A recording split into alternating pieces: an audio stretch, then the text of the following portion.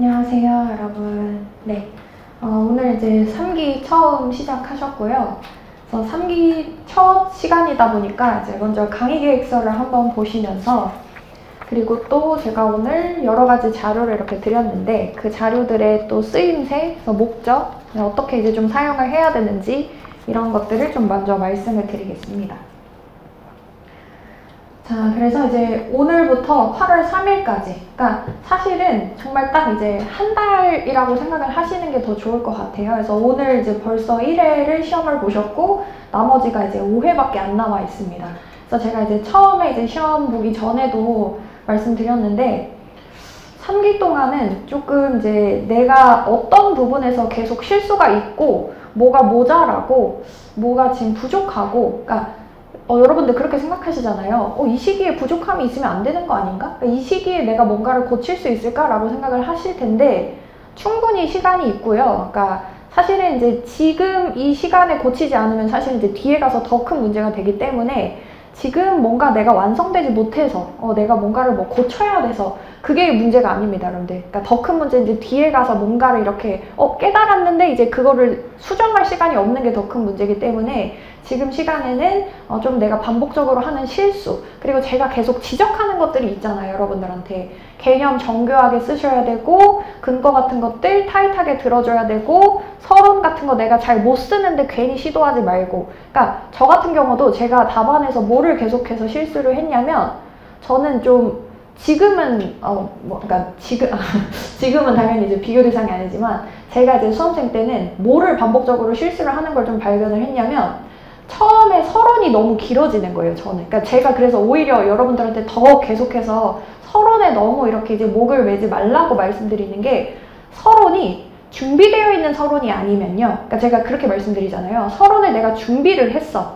준비된 서론이 있으면 그거는 공격적으로 쓰세요. 왜? 그거는 실수하지 않는다라는 거거든요. 실수라는 거는 이제 두 가지 의미에서 여러분들이 실수를 하시면 안 돼요. 뭐냐면 첫 번째로는 말린다라는 거죠. 그러니까 분량을 내가 조절을 못하는 거예요, 중간에. 이걸 어디서 내가 끊어야 되는데 갑자기 뚝 끊기가 이상한 거죠. 그게 왜 그러냐? 준비가 안 되어 있으면 이상한 거예요. 뭔가 계속 어색한 문장이 붙고 살이 붙으면서 서론에서 힘이 쫙 빠져버리는 이제 그런 문제가 생깁니다. 그러니까 분량이 조절이 안 된다라고 하는 게, 이쪽은 그래서 준비되지 않은 서론을 내가 무작정 시도를 했을 경우에 감수해야 되는 이제 문제인 거예요. 분량 조절이 안 되고요. 두 번째, 맥락에 안 맞는 서론을 내가 그냥 즉석에서 지어내는 거란 말이에요. 그러면 그거는 이 사람이 도대체 무슨 의도로 이 서론을 여기다가 쓴 거지? 라고 하는 의문만 남습니다. 그래서 맥락에 안 맞는 내용이 이제 들어가 버리죠. 그리고 핵심 키워드도 아마 누락되어 있을 가능성이 높아요. 그래서 되도록이면 저는 이제 준비되지 않은 서론을 계속해서 욕심내지 말라고 말씀드리는 거고, 그런데 어떤 경우에는 제가 서론을 추천을 드리냐면 준비된 서론,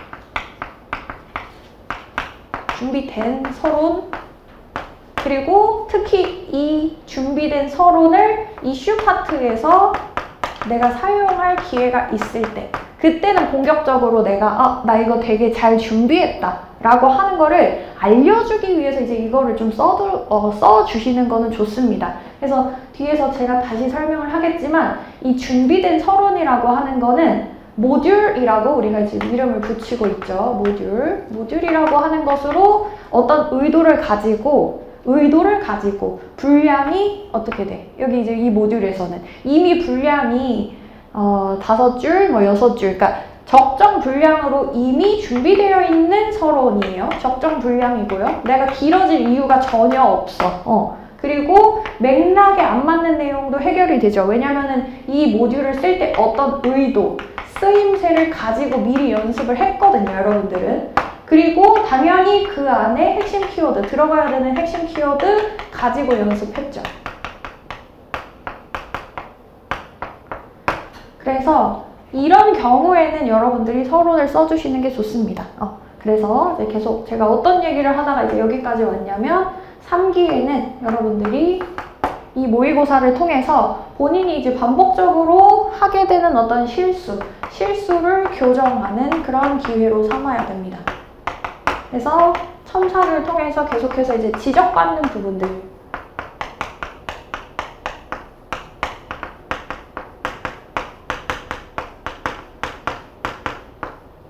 첨삭에서 지적받는 부분들을 빠르게 고치셔야 되고요. 그리고 어떤 이제 시도 같은 것들을 해보세요. 뭘 시도해야 돼? 여기서 준비한 거 써보시는 거예요.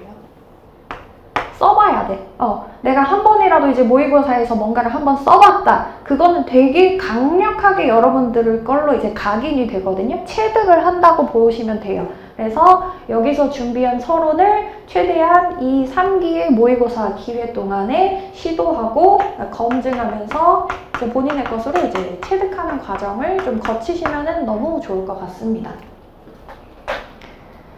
자, 그래서 문의 질문하실 곳은 이렇게 되어 있고, 그리고 아무래도 제가 메일은 조금 이제 느리게 답장을 할 수밖에 없는 게, 제가 메일을 답장을 빨리 할 수 있는 거는 걸어가면서 이제 그 이동을 하면서 답장을 해드리는 편인데, 보통 이렇게 길게 질문을 해주시면은 제가 조금 이제 생각도 많이 해야 되고 길게 답장을 제가 드리거든요. 그러다 보니까 이제 날을 잡아서 뭐 한 2주에 한 번 정도 제가 답장을 드리는 것 같아요. 긴 메일인 경우에는. 그래서 좀 빨리 답을 듣고 싶으신 분들은 카톡을 주로 사용을 해주시면 됩니다. 그리고 이제 강의 소개 이제 뒤에 보시면요. 3기의 목표는 일단은 이제 실전 연습이고, 그 실전 연습은 제가 여기 썼던 것처럼 여러분들은 이거를 하셔야 돼요. 모듈을 최대한 많이 만드시고요. 걔를 암기를 해주셔야 되고, 그래서 걔를 실제로 이 시험 동안에 시도를 해주셔야 됩니다. 그리고 그 밑에 또 있죠. 이제는 암기를 해야 돼요, 여러분들. 암기를 안 하고 내가 계속해서 인사는 이해하는 과목이다. 이거는 내가 어떤 이제 논리를 찾아가는 과목이다. 그러니까 물론 그것도 맞죠, 여러분들. 근데 이해한 거를 논리적으로 내가 이해한 거를 그거를 이제 결국에 읽는 사람이 이 사람이 굉장히 논리적으로 이 답안을 굉장히 잘 썼구나 라고 이렇게 생각하게 만들려면 핵심적인 키워드를 가지고 여러분들이 써주셔야 되는데, 언제까지 지금 이해하신 대로 그거를 쓸 수가 없다라는 말이죠. 그래서 오늘 드린 자료 중에 이제 2가지 자료가 있어요. 연기 생각해보기라고 하는 자료와 인사 서론과 개념 한눈에 보기라고 하는, 한눈에 정리하기라고 하는 이제 2개의 자료를 하나 찾아보세요.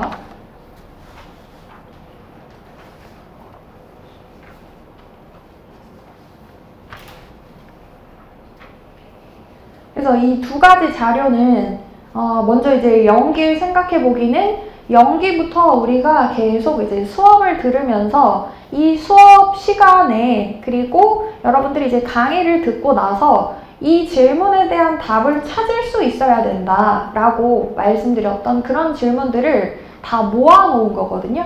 그래서 제가 조금 더 이제 생각해보기 그 질문을 조금 더 추가해서 총 16개 파트, 그러니까 우리 책에 들어가 있는 모든 파트에 대해서 140개 문제로 정리를 했습니다.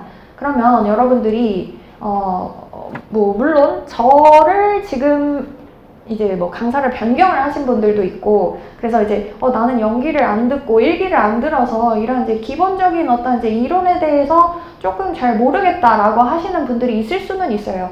그럼에도 불구하고, 그러니까 다른 강사님을 사실은 들으셨어도 여기에 나와 있는 질문들은 굉장히 정말 기본적인 질문들이거든요. 그래서 내가 이 질문을 한번 읽어보시는 거예요. 읽어보시면서 첫 번째 문제, 인적자원관리의 개념과 인적자원관리가 시스템인 이유를 설명하시오 라고 하는 이 질문에 대해서 여러분들이 한 5줄, 6줄 내외로 답을 할 수 있어야 됩니다. 그쵸? 그러니까 이게 되게 여러분들이 인사관리를 되게 막연하고 어렵다라고 생각을 하시는데, 여기에 최소한 이 첫 번째 질문에 대해서도 답을 못한다라고 하면은 지금 다시 생각을 해보셔야 되는 거예요. 내가 공부를 잘못하고 있었구나. 그러니까 이해된 대로 서술을 하는 게 아니라 이해를 바탕으로, 이해하면 뭐가 가능하냐면요, 여러분들 뭘 외워야 될지가 나오는 거라서 이해를 먼저 하라는 거예요. 이해를 안 하고 뭘 외워야 될지가 정해져 있지 않은 상태에서는 그냥 외울라 그러잖아. 토시 하나 안 빼놓고 외우면 되겠지라고 생각을 해요. 그건 불가능합니다, 여러분들. 그거는 바람직한 접근 방법이 아니고, 이해를 하면 이 문장에서는 2개, 3개 정도의 핵심 키워드만 내가 가져가면 되겠구나라고 하는 게 보여요. 그렇기 때문에 이해가 선행된 다음에 그 다음에 암기를 하라고 말씀을 드리는 겁니다.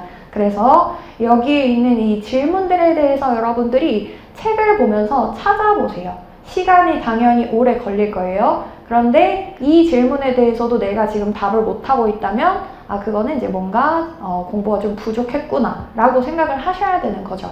그래서 제가 이제 방학 시작하기 전에 그 카페에 조금 미리 올려드리긴 했어요. 그리고 이게 제가 지금 처음 드리는 게 아니고 0기 해드렸고 1기 해드렸고 2기 해드렸고 지금 또 드리는 거거든요.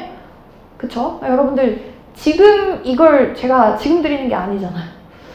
양심이 있어 없어? 이거를 나한테 왜 이걸 지금 주면 나한테 어떻게, 이게 아니라 내가 계속 줬어요, 여러분들. 그렇기 때문에 지금부터라도, 그러면 이제 내가 지금까지는 이제 시간이 없어서 못했어. 그럼에도 불구하고 지금이라도 하시면 됩니다. 그래서 저는 되게 극단적으로 뭐를 추천을 드리냐면, 지금 여러분들이 너무 시간이 없어. 내가 지금 너무 시간이 없고 정말로 뭐라도 쓰고 싶다 하시면요, 이거를 작성을 하세요. 이거 지금 140개잖아요. 이 중에 2문제는 그럼 나올 거예요, 여러분들. 2문제는 뭐라도 나올 거야. 그러면 이제 난 2문제는 일단은 그냥 이제 쓰겠다. 요걸 가지고 내가 쓰겠다라고 생각을 하시고, 그리고 이것까지 외우세요. 이거는 지금 여러분들이 앞으로 풀어보실 모의고사, 그리고 1기, 2기 동안 계속 풀어보셨던 이제 모의고사에서 개념이랑 서론 이제 또는 뭐 중요성, 의의 같은 것들만 챕터별로 모아놓은 것들이거든요. 그럼 여기에 있는 이제 개념들도 굉장히 많습니다. 그래서 거의 대부분의 이제 파트의 개념을 제가 다 써놨다고 보시면 돼요. 그리고 이거는 제가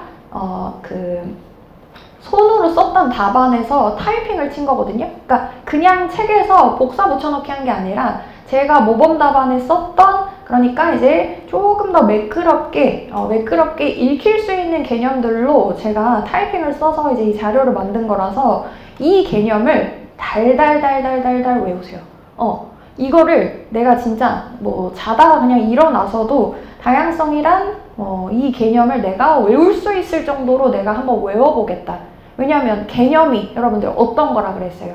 이 논술에서 내가 사용할 가장 첫 번째 재료다. 개념부터 흔들리게 되면 이 사람 도대체 뭘 말하고 싶은 거야? 그래서 이렇게 돼버린다. 그래서 내가 진짜 시간이 없다. 실제로 시간이 많진 않아요. 그쵸? 물리적인 시간이 지금 100일도 안 남았기 때문에, 70일도 안 남았기 때문에 시간이 없죠. 없는데 지금까지 잘 해오신 분들은 자기 패턴대로 하시고요. 근데 내가 지금 이제 막 약간 발등에 불 떨어진 느낌으로 좀 뭐라도 해야겠다라고 생각하시는 분들은 다른 거 하지 마시고 다른 자료, 제가 지금 드리는 어떤 다른 자료들 다 버리시고요. 별로 중요하지 않아요. 여러분들한테는, 그런 분들한테는. 그럼 이제 2가지만 하시는 거예요.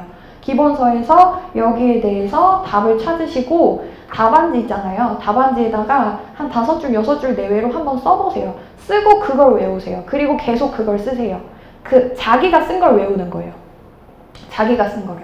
기본서 지금 못 외워. 기본서 못 외우고 자기가 쓴 거를 외우세요. 근데 그때 다 쓰려고 하지 마시고 핵심 키워드가 뭔지를 추출하셔서 그걸 위주로 쓰고 외우고 그것만 계속 반복하세요. 개념 외우시고요. 아시겠죠? 그리고 모의고사 정도만. 모의고사는 제가 모범 답안으로 드리잖아요. 그러면은 제가 또 마지막에 이제 3기 마지막에 1기, 2기, 3기 동안 여러분들이 풀어보셨던 모의고사 문제 다 같이 합쳐서 드릴 거거든요. 그러면은 모의고사 문제랑 이거 140개, 그리고 이제 개념. 그 정도 하시면 그것도 되게 많아요. 그것도 많은데 그 정도 일단 내가 외우고 쓰고 들어갔다. 그러면 2문제는 내가 쓸 수 있다라고 저는 장담을 합니다. 여러분들. 다른 거 지금 뭐 기본서 이거 못해. 못해요. 못하고 다른 거 하려고 하지 마세요. 투입하고 산출하고 너무 괴로워 미치겠어 처음에. 왜? 암기 너무 어렵거든요. 근데 지금 그냥 암기 하셔야 되는 거예요. 아시겠죠? 내가 시간이 없다. 그럼 그냥 암기 하세요. 자, 그래서 이 2가지 먼저 이제 자료를 좀 소개를 드렸습니다. 개념, 이거는 지금까지 잘 자기 그 패턴대로 자기 스타일대로 잘 해오신 분들도 이 개념은 지금 이제 몇 페이지야? 지금 이제 한 17페이지 되거든요. 그러면 하루에 한 2장 정도 아니면은 내가 좀 그냥 더 많이 돌리고 싶다 하시면 하루에 한 2장, 3장에서 나눠서 얘를 계속 써보세요. 계속 써봐. 그럼 뭐 이제 이거는 스터디를 해도 저는 좋을 것 같아요. 뭐 카톡 스터디를 해도 좋을 것 같아요. 그래서 카톡에 이제 쓰는 거죠. 그래서 뭐 카톡으로 써도 되고 아니면 내가 그냥 이제 뭐 손으로 써봐도 되고. 그러니까 이게 부담스럽지 않단 말이에요. 그런데 나중에 보면은 개념이 꽤 많아요. 그러니까 이제 개념만 내가 계속 거의 기계적으로 훈련을 하게 되면서 개념의 완성도가 굉장히 높아집니다. 그럼 거기서부터 일단은 한 50점은 먹고 들어간다고 봐야 돼. 아시겠죠? 그래서 이제 이 2가지 자료, 암기를 위한 자료, 암기하셔야 돼요, 이제 여러분들. 자, 그리고 이제 시간은 2시부터 이제 시험을 시작을 하고요. 그래서 계속해서 이제 그 진행해왔던 방식대로 1시 55분에 제가 이렇게 파본 검사를 하는 시간을 드립니다. 그 시간에는 여러분들이 어떤 거를 상위 개념으로 잡고 내가 들어가야 되는지를 빠르게 좀 마인드 컨트롤을 하는 동시에 이제 좀 상황 파악을 하는 시간을 여러분들이 훈련을 하시는 거죠. 그래서 최소한 한 1시 50분까지는 여러분들 착석을 하시면 될 것 같습니다. 그리고 이제 뭐 1시간 반 정도 수업을 하게 되는데 사실상 수업이라고 하는 게 거의 없죠. 수업이라고 할 만한 것들이 이제 거의 없고 지난 시간 이제 채점평 풀이하고 이번 시간 모의고사 풀이하고 그리고 남는 시간에 이제 생각해보기 같이 풀어드릴 거예요. 저는 이 140개를 제가 다 풀어놨거든요. 그래서 풀어놨고 여러분들이 그냥 이제 기본서에다가 찾아보세요 하면 이제 조금 힘들 수 있으니까 제가 빠르게 이거는 제가 몇 페이지 보고 썼고 어떤 식으로 쓰면 되고 이거 10가지 뭐뭐뭐뭐뭐 이렇게 생각하시면 됩니다 라고 하는 거 간단하게 알려드릴 거예요. 그래서 그런 방식으로 풀어볼 거고요. 그리고 고난이도 문제는 이따 이제 같이 풀어보겠지만 가끔 그런 문제들이 나와요. 조직 문화 또는 뭐 AI 그러니까 어떤 이제 굉장히 좀 특이한 주제가 기본적인 어떤 이제 화개평 보유이와 맞물리면서 조금 난이도 있는 문제처럼 보이는 경우가 있거든요. 근데 사실은 그거는 외양만 그렇게 되어 있을 뿐이지 우리가 다 배운 거 안에서 풀 수 있습니다. 근데 이제 그런 문제들을 그냥 한번 간단하게 풀어보는 거예요. 거기에 많은 시간을 제가 할애하진 않을 거고 자료가 너무 많다 하시는 분들은 그냥 읽고 버리셔도 되는 부분입니다. 근데 6번의 이제 고난이도 문제 풀이 중에 제가 한 2번 정도는 조금 강조를 드릴 그런 이슈들이 있는데 그거는 그때그때 이제 말씀드릴게요. 자, 그리고 이제 모의고사 시험 범위 꼭 확인하셔야 되고요. 배점 이제 출제 스타일은 3개의 유형이 주로 나옵니다. 3가지의 유형. 첫 번째 유형은 숨겨진 출제자의 의도를 파악하고 솔루션을 제시하고 그래서 이제 독자를 설득할 수 있는 그런 능력을 요구하는 문제예요. 그래서 필요 역량이 문제의 의도를 파악하고 논리적으로 문장을 구성할 수 있어야 되는 이런 역량을 요구하는 문제가 주로 이제 50점짜리 문제에서 이런 문제들이 나옵니다. 그리고 2번째, 지역적인 주제. 지역적인 주제. 그래서 뭐 바이오 데이터라든지 오늘 이제 BPR 같은 것들. 바이오 데이터도 여러분들, 그러니까 제가 오늘 이 BPR을 왜 문제로 냈냐면 작년에 이제 바이오 데이터는 박경규 교수님 책에 거의 좀 있었어요. 그러니까 다른 교수님 책에는 바이오 데이터가 막 1줄, 2줄 정도로만 있었고 박경규 교수님 책에만 상당한 지면을 할애하면서 들어가 있는 주제였는데 BPR도 비즈니스 리엔지니어링도 박경규 교수님 책에 한 5페이지, 6페이지 정도를 할애해서 심지어는 이제 실행 절차가 그래서 이제 그 책에 들어가 있었거든요. 그래서 그거를 이제 문제로 여러분들이 좀 풀어보시고 이런 문제는 암기를 하셔야 됩니다. 암기를 해주셔야 돼요. 그러니까 제가 3기 동안 이제 모의고사 낸 거, 그러니까 물론 3기뿐만 아니라 전 기간에 이제 모의고사로 낸 거는 여러분들이 중요하다. 이거는 A급이다 라고 생각을 하시고 대비를 해주셔야죠. 그래서 이따가 또 말씀드릴게요. 아무튼 지역적인 주제. 이런 게 나와? 근데 이게 어떤 이제 대단한 뭔가를 요구하는 게 아니야. 그냥 암기를 잘했는지를 보는 문제야. 그런 게 나옵니다, 여러분들. 그래서 뭐 우리 이제 2기에 봤던 서분점유, 그래서 직무평가 방법이라든지 뭐 마코브 분석이라든지 BPR이라든지 이런 것들. 진짜 싫은데 이게 나와. 그런 것들. 그리고 세 번째, 직장 내 괴롭힘, 조직 문화, AI 등등. 그래서 우리 또 2기에 풀어보셨던 문제 중에 채용의 공정화 관련 법률 그런 것들도 있었죠. 그래서 이거는 내가 안 배웠는데 라고 이렇게 여겨지는 주제에 대해서 배운 거를 끌어와서 쓸 수 있도록 그렇게 이제 훈련하는 문제들을 여러분들이 또 풀어보시게 됩니다. 그래서 이 세 가지 유형의 역량을 한 문제, 그러니까 이 100점짜리 시험 하나의 시험에서 다양하게 요구하고 있어요. 그게 왜 그러냐? 떨어뜨리려고. 그러니까 얼마 전에 이제 1차 합격자가 발표가 됐죠. 그래서 저도 진짜 되게 깜짝 놀랐는데, 와, 진짜 이렇게 좀 너무 이렇게 그 합격자 수 자체가 너무 이렇게 떨어지다 보니까 사실은 저는 그게 맞는 방향이라고 생각을 하기는 해요. 왜냐면 그 응시하는 사람이 많아지면 2차 수험생들이 불리해요. 왜냐면 채점을 명확하게, 그러니까 채점을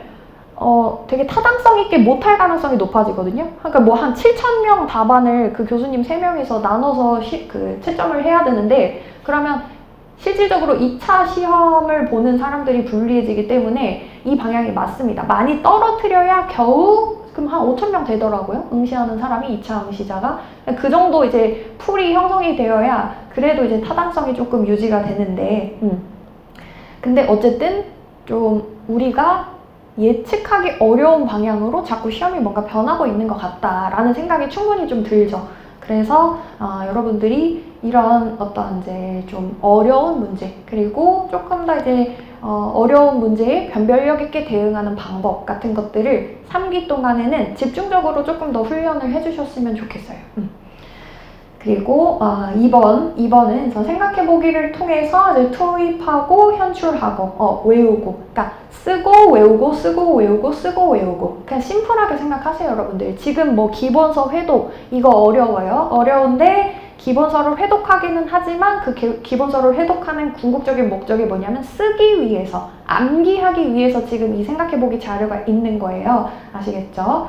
그리고 이제 고난이도 문제, 요거는 이제 상향 평준화되고 있는 그 과정에서 정말로 예측하지 못한 이제 브리타가 나올까봐 보는 부분이기는 하지만 여기에 너무 이렇게 힘을 쏟을 필요는 없다. 가끔 정말 중요한 주제, 어떤 주제를 제가 좀 강조할 거냐면 권석현 교수님 책에 있는 이제 조직 성장 주기에 따라서 보상 전략이 달라지는 그런 파트가 있거든요. 그러니까 걔는 조금 더 제가 면밀하게 좀 말씀을 드릴 거고, 그리고 직무급을 설계하는 프로세스가 있어요. 걔를 조금 더 잘 볼 거예요. 그 두 가지만 좀 중요하게 볼 거고, 나머지는 여러분들이 그냥 가볍게 보시고 그냥 한번 써보시면 될 것 같습니다. 그냥.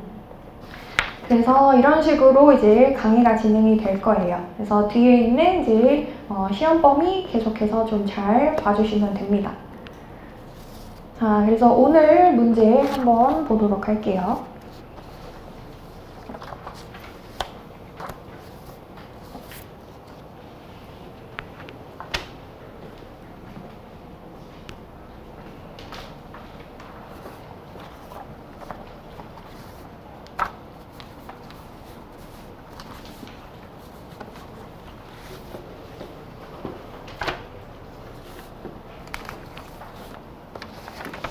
오늘 이제 문제와 답을 같이 한번 보시고요.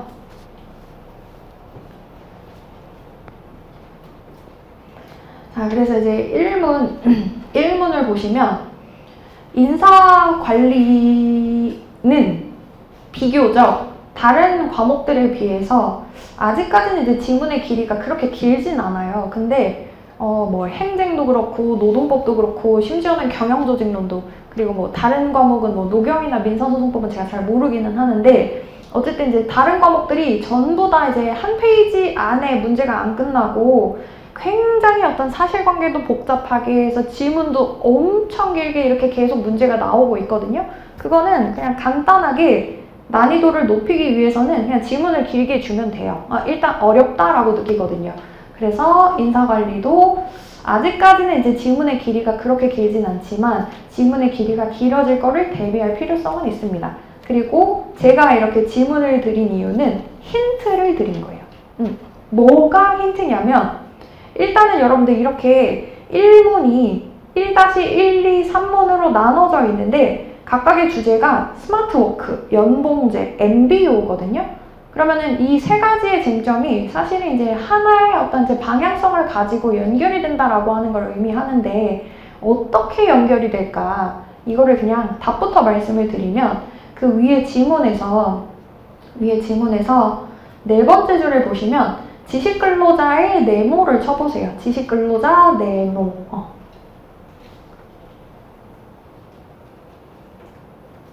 이 스마트워크와 연봉제와 MBO의 공통점이 뭐냐면요. 지식근로자를 위한 근로환경의 조성을 위한 방법들이에요. 그러면 이들이 왜 스마트워크와 연봉제와 MBO라고 하는 이러한 어떤 이제 방법들로 함께 이렇게 연결이 될 수 있냐면, 자, 보세요. 그 지문에서 여섯 번째 줄 보시면, 다섯 번째 줄부터 보시면, 가치의 중심이 어떤 기계나 장비, 물질이 아니라 지식이 되는 경우 업무 현장으로 굳이 특정 장소를 고집할 이유가 없다. 오히려 특정 장소로 고집하는 것은 지식근로자들이 그 장소로 이동하는 것에 따른 낭비를 초래할 가능성이 높다라는 거예요. 다시 말하면 지식근로자는 자신이 원하는 곳에서 자신이 원하는 때에 일하는 것이 생산성을 높이는 데 유리하다. 그리고 스마트워크는 그것을 가능하게 한다라고 되어 있습니다. 그러니까 스마트워크의 장점이 결국에는 뭐냐면 지식근로자는 어디에서 언제 일하든지 그가 발생시키는 성과에는 전혀 무관한 또는 오히려 자신이 원하는 장소에서 원하는 시간에 일할 때 성과가 더욱더 높아지는 어떤 특징을 가지고 있다라고 하는 것이죠. 그런데 단점이 분명히 있습니다. 그래서 이 장점과 단점을 보완하는 방식이 연봉제와 MBO로 계속해서 이어지는 거예요. 그리고 이거는 여러분들이 배운 내용입니다. 그러면 여러분들은 거짓말 또 거짓말한다. 안 배운 것 같은데 배웠습니다, 여러분들. 그래서 책에서 페이지를 제가 말씀드릴게요. 먼저 몇 페이지를 보면 되냐면요. 그러니까 이게 지금 구조가 스마트워크를 실시하기에 적합한 직무잖아요. 그 직무를 설명하라고 한 다음에 연봉제가 나왔단 말이에요. 자, 그러면 연봉제로 가볼게요. 연봉제에서 459페이지 가보세요. 459페이지. 그러니까 다도기에서 459페이지.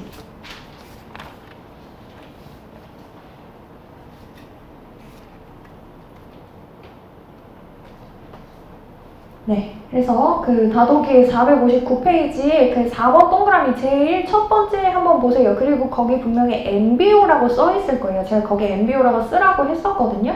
보시면 조직 커뮤니케이션 활성화되어 있죠.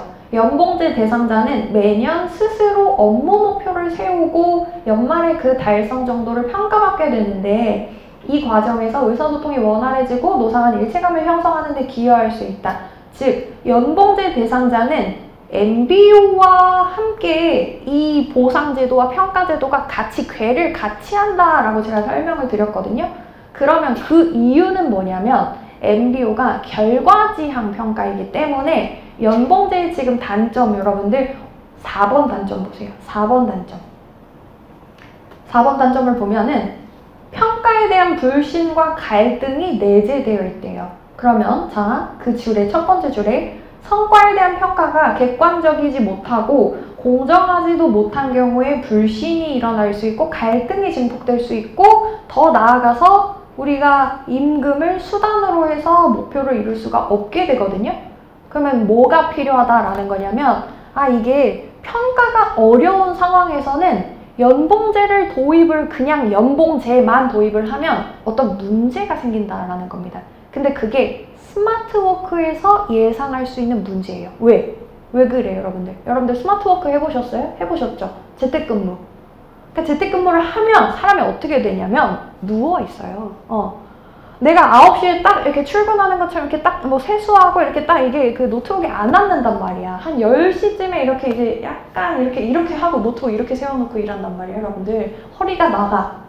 그게 뭐야? 그게 무슨 의미야? 어떻게 일하는지가 평가되기가 되게 어렵다라는 거예요. 그럼 뭘 가지고밖에 평가를 못하냐면 결과만 가지고 평가를 할 수 있게 되거든요.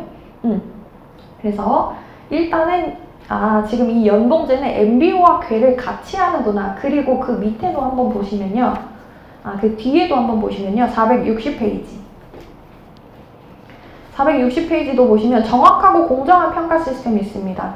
연봉제는 개인의 성과를 임금 인상에 연계시켜서 동기를 부여하려고 하는 제도이기 때문에, 자, 두 번째 줄에 성과에 대한 공정하고 객관적인 평가가 뒷받침되지 않고서는 절대 성공할 수 없다. 뿐만 아니라 목표 설정 과정에서 종업원들을 배제시킨다면 참여가 되지 않기 때문에 참여가 필요하다라는 내용이 있어요. 아, 그러면 연봉제와 MBO는 지금 같이 연결이 잘 됐어요. 자, 그러면 MBO도 한번 가볼까요? 385페이지 넘어가 보시면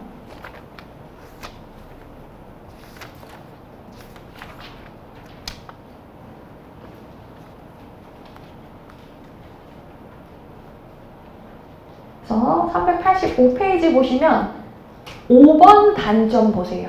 5번 단점. 적용할 수 있는 업무가 제한적이라고 되어 있어요.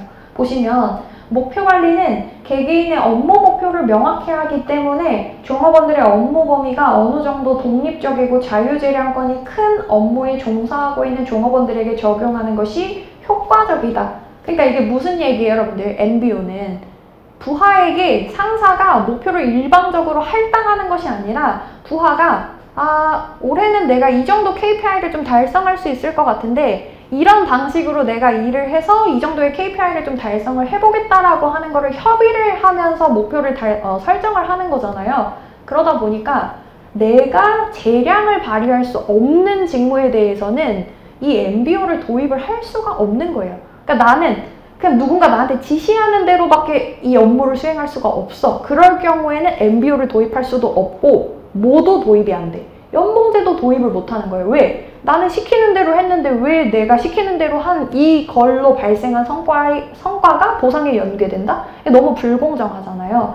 그래서 독립적이고 자유재량권이 큰 업무에 종사하고 있는 종업원들에게만 적용할 수 있는 게 단점인데 여기는 분명히 단점이라고 나와 있지만 그럼 여러분들은 뭘 생각해야 돼? 아, 이게 지식근로자가 일하는 방식이잖아요, 여러분들. 업무 범위가 어느 정도 독립적이고 자유재량권이 큰 거야. 그러니까 내가 어떤 공장에 이렇게 출근을 해서 내가 그 공장 관리자의 지시를, 통제를 받아서 그럼 나는 그거는 여러분들 이 기계가 성능이 얼마나 좋은지에 따라서 내가 만들 수 있는 어떤 신발, 의자의 개수가 이미 정해져 있는 거거든요. 그런 경우에는 연봉제라든지 MBO를 도입하기가 어렵다라는 뜻이고 그거는 지식근로자가 아닌 근로자인 거죠. 그래서 요거를 보고도 거꾸로 생각을 할 수 있어야 되는 거죠, 여러분들. 그리고 5번도 보시면 384페이지에 5번 장점도 보시면 공정한 평가를 보장하는 것입니다. 그래서 아까 연봉제의 단점에서 공정하지 않으면 수단성이 훼손이 되기 때문에 공정한 평가가 일단은 전제가 되어야 된다라고 주장했던 그 부분과 또 맞아 떨어진다라는 거죠. 그래서 이 문제는 스마트워크와 연봉제와 MBO가 지식근로자를 위해서 근로환경을 조성해 줄 수 있는 방법, 평가 방법, 보상 방법이 하나로 한 세트로 되어 있는 겁니다. 그래서 이제 모범 답안 다시 한번 돌아가 보시면 그래서 일단은 이렇게 크게 이것들이 어떤 식으로 연결이 되는지 우리 책에서 어떤 부분들을 여러분들이 조금 떠올리시면서 쓸 수 있는지를 알려드렸고요. 그래서 첫 번째, 상황 적합적 관점이라고 저는 좀 써줬습니다. 근데 이거는 이제 저는 모범 답안이니까 쓴 거고요. 이거를 다시 한번 말씀드리지만 이런 식으로 준비되지 않았다면 이거를 여러분들이 욕심낼 필요는 전혀 없어요. 근데 일단은 저는 왜 이거를 썼냐면 어떤 의도를 가지고 이거를 썼냐면 IT 기술이 발달했습니다. 그러니까 환경이 일단 변화했고요. 공장에서 우리가 일하지 않아도 되는 환경이 됐고요. 그러면서 동시에 사람들의 가치관에도 변화가 생긴 것이죠. 그래서 노동의 시간과 공간에 대한 전통적인 개념이 변화되고 있고 환경이 변하면 기업도 같이 변화해야 하기 때문에 공장 위주의, 제조업 위주의 기업 환경에서 새로운 어떤 지식과 정보 위주의 기업 환경으로 변화되면서 스마트워크 보상 방법, 평가 방법이라고 하는 기업의 인사관리 제도도 역시 따라서 변화해야겠다라고 하는 이거를 처음에 좀 설명을 해준 겁니다. 그래서 시간과 공간의 제약 없이 워크 스마트로의 변화를 꾀하는 스마트워크가 최근 확산이 되고 있다. 환경의 변화가 됐기 때문이다. 자, 그러면서 이제 스마트워크의 개념, 유형 써줬어요. 유형을 써준 이유는 왜 유형을 써줬냐면요. 여러분들의 답안을 아직 읽진 않았지만 제가 이제 계속 여러분들한테 지적을 했던 어떤 문장들이 있냐면 막연한 문장을 많이 쓰죠. 어떤 문장이냐면 아마 이렇게 쓰셨을 것 같아요. 장점이나 단점에서 이렇게 쓰는 거예요. 스마트워크를 통해서 훨씬 더 생산성이 높아진다. 그럼 제가 뭘 지적을 하고 싶은 거냐면 스마트워크를 통해서 어떻게 생산성이 증대되는지에 대해서 구체적으로 서술을 안 해주는 거예요. 그럼 그게 왜 그렇게 쓸 수밖에 없냐면 잘 몰라서 그렇거든요. 플러스 개념 정의가 명확하게, 풍부하게, 정교하게 안 되어서 그렇습니다. 근데 스마트워크의 유형을 이렇게 4가지로 쓰는 경우에는 스마트워크의 특히 어떤 특징을 가지고 생산성이 높아진다라고 하는 것인지가 조금 더 내가 쓸 말이 많아지겠죠. 그러니까 이런 거예요. 스마트워크를 통해, 여러분이 이제 막연하게 쓰는 문장은 이렇게 쓰는 거죠. 스마트워크를 통해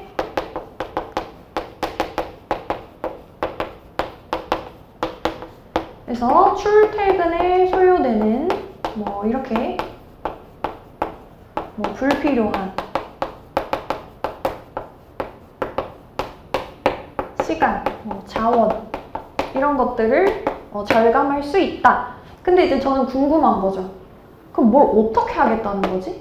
뭘 어떻게 하겠다는 거지? 그러니까 이런 거는 제가 말을 합니다. 이거는 소설이에요, 소설.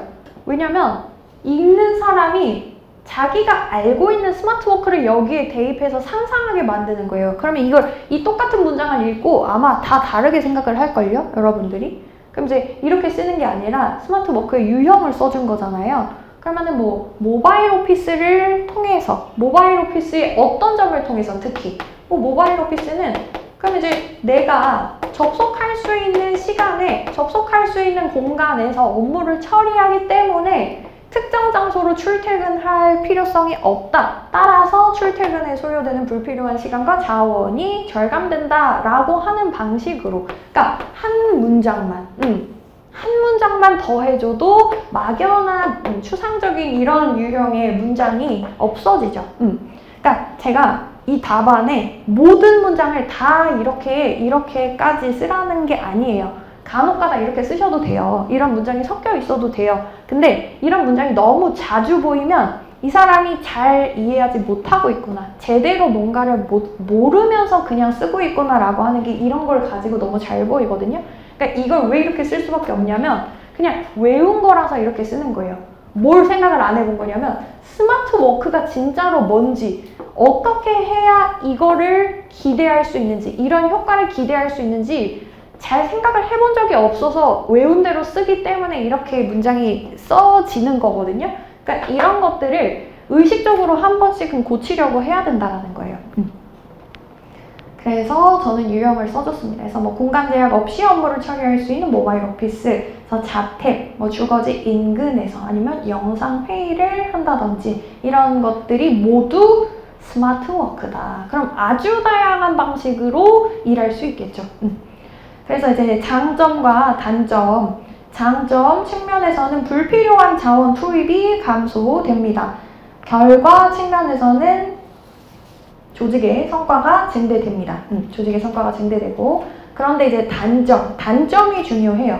왜 단점이 중요하냐면 스마트워크를 실시하기에 적합한 직무는 여기서 예상되는 단점이 없거나 굉장히 최소화될 수 있는 직무여야 될 거예요. 그래서 단점에서는 무엇이 단점이냐? 비대면 상태에서 관리의 통제력 저하를 문제점으로 여기게 된다라는 거예요. 그래서 대면 접촉으로 이루어졌던 업무 지시, 확인, 피드백, 종업원을 적절히 통제할 수 없다라고 생각을 하기 때문에 그거를 문제다라고 생각을 합니다. 플러스 결과 측면에서는 이것이 결국 업무가 수행되는 과정에서 이 사람이 일을 얼마나 열심히 했는지, 그러니까 성실하게 일을 했는지, 얼마나 충실하게 이 시간 동안 근무에 집중을 했는지 이런 것들을 확인하기가 어렵다라고 하는 것이죠. 따라서 종업원의 성과라고 하는 것을 평가하기가 어려워지는 것이죠. 그러니까 조직의 성과가 저해될 수밖에 없다라고 봅니다. 근데 이거는 뭐가 여기 깔려 있는 거냐면요. 자, 그래서 여기서 종업원이 적절히 업무를 수행했는지 성과를 정확히 측정하고 평가하기가 어려워짐에 따라 있잖아요. 그 성과를 동그라미 치시고요. 그 성과를 동그라미 치시고, 이때의 성과와 스마트워크를 도입하면서 개선되는 성과는 성격이 약간 다르죠. 뭐가 다르냐면 이때의 성과는 종업원이 열심히 일을 해서 성과가 나야 된다라고 보는 거예요. 그러니까 그게 무슨 얘기냐? 적절한 시간이 투입되었을 때 발생하는 성과가 성과라고 보는 거예요. 그러니까 집중. 그냥 뭐야? 그러니까 사무실에서 이 사람이 실제로 일을 열심히 한 건 아니야. 근데 8시간 동안 꼼짝 않고 일을 너무 많이 했어. 그러니까 일을 많이 한 거를 성과라고 생각하는 관점에서 성과가 저해된다라고 볼 수밖에 없다라는 거예요. 이 사람이 집에 있었더니 성과가 집에 있으니까 일을 어떻게 일을 뭐 언제 하는지 9시부터 6시까지 하는지 아니면 뭐 점심 먹고 조금 뭐 자다가 하는지 이거를 확인을 못하니까 이게 성과가 저해되는 거 아니야? 라고 생각을 한다라는 거죠. 근데 그게 아니라 이 사람이 집에서 딱 1시간만 집중해서 일을 했어요. 그러니까 그 전까지는 뭐 영화 보고 뭐 이제 뭐 놀러 갔다 오고 뭐 카페도 갔다가 그러고 나서 집에서 딱 1시간만 일을 열심히 했어. 근데도 성과가 떨어지지 않을 수도 있거든요. 그래서 어쨌든 이제 과정적인 측면에서는 이제 통제력이 저하되고 업무가 수행되는 과정에서 확인하기가 어렵기 때문에 결과를 평가하기가 어렵다라고 보는 과거의 어떤 관점인데, 그렇게 본다면 이제 조직의 성과는 저해되죠. 따라서 스마트워크는 어떤 변화가 수반되어야 하냐면, 전통적인 대면 근로와 달리 각자가 가장 효율적으로 일할 수 있는 시간, 장소에서 일하는 것이고, 따라서 투입된 노동력을 양적으로 측정하기도 어려울 뿐만 아니라, 그럼 옆에다가 좀 풀어서 쓰세요. 정확하게 9 to 6로 일하지 않을 수 있다는 거예요. 그러니까 일하지 않을 가능성이 있다는 거예요. 그러니까 정확히 몇 시간을 일했는지 기업이 모릅니다. 알 수 없습니다. 정확히 9 to 6로 일했다라고 하는 거에 대해서 스마트워크는 몰라. 그러니까 내가 이렇게 할 수도 있거든요. 내가 집에서 일하다가 오늘 그러면 실제로 이제 텔레콤도 그 선택적 근로 시간제를 이제 사용을 하고 있는데, 그럼 일을 어떻게 하냐? T타워가 메인 오피스거든요. 그러니까 을지로에 있는 이제 T타워라고, 이제 을지로가 이제 메인 오피스야. 근데 거점 오피스가 또 있어요. 그럼 이제 워커힐의 거점 오피스에서 내가 팀원들이랑 그럼 만나기로 했어. 그럼 그쪽으로 가요. 근데 이제 가는 도중에 내가 업무를 메일로 처리를 했어. 그럼 이 사람이 일한 시간을 어떻게 산정을 할 거예요? 특정 사무실에서 9 to 6로 일하는 게 아니라 여기서 일하고 돌아다니면서 일하고, 이 사람이 일한 시간이 몇 시간이야? 그런 거를 모른다라는 거예요. 알 수가 없다라는 거고, 플러스 투입된 노동력의 양이 성과를 결정짓지도 않는다. 즉, 시간과 성과가 비례하지 않는다라고 하는 것이죠. 시간과 성과가 비례하지 않는다.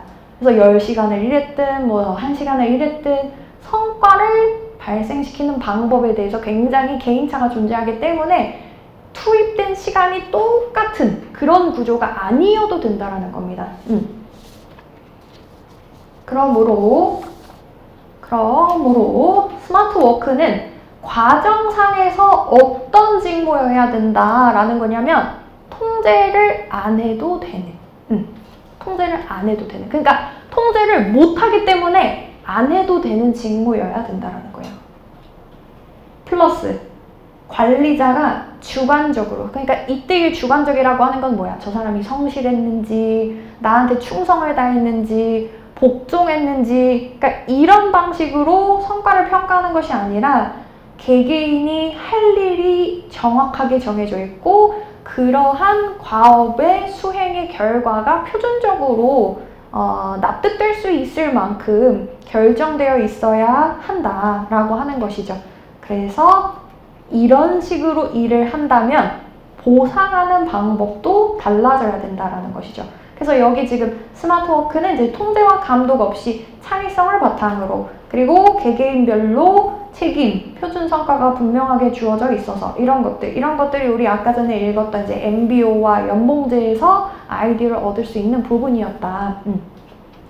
자, 그러면서 이제 연봉제로 넘어갑니다. 그래서 연봉제의 개념, 그래서 연봉제의 특징은 임금관리의 용이함, 성과급의 일종이고요. 그리고 평가가 정확하게, 객관적으로, 공정하게 결정이 되어야만 수단으로 활용할 수 있는 것이 연봉제예요. 그러면 연봉제의 장점과 단점은 뭐냐? 연봉제의 장점은 효율성 측면에서 효율적이고요. 효과적이기도 하죠. 종업원의 동기부여와 성과의 향상이 가능하다라는 장점이 있습니다. 그런데 단점이 있죠. 언제 단점이 있냐? 객관적이고 공정하게 평가를 하지 못했을 경우의 단점. 첫 번째, 플러스. 어떤 단점이 또 있냐면요. 여기서 쓰는 단점은 항상 말씀드리지만 되게 여러 개의 단점이 우리 책에 있단 말이에요. 연봉제에 여러 개의 단점이 있는데 그 중에서 내가 뭘 선택할 것인가는 여러분이 선택을 해야 돼. 5개, 6개를 다 쓸 수 없단 말이에요. 그러면 문제에 맞는 단점을 써야 되는데 이 문제는 지금 뭘 하고 있어? 스마트 워크 근로 환경을 설계하고 있단 말이죠. 그런 경우에는 내가 어떤 거를 대안으로 이거를 극복할 수 있느냐를 생각하면서 단점을 써야 돼. 그러니까 이거 무슨 얘기냐? 극복할 수 있는 단점을 써야 되는 거예요. 이것도 제가 말했죠, 여러분들. 회사에서 여러분이 뭔가를 보고를 한다고 생각을 해보세요. 여러분이 뭔가를 보고했어. 이런 제도를 썼을 경우에 이렇게 문제점이 예상됩니다 라고 보고를 했는데 그럼 이제 물어봐. 그게 어떻게 할 거야? 근데 답을 못 하는 거야. 그러면 여러분들이 굉장히 이제 난감해지는 거죠. 단점이라고 써놨는데 내가 걔를 해결하려는 의지가 없는 사람이 되는 거거든요.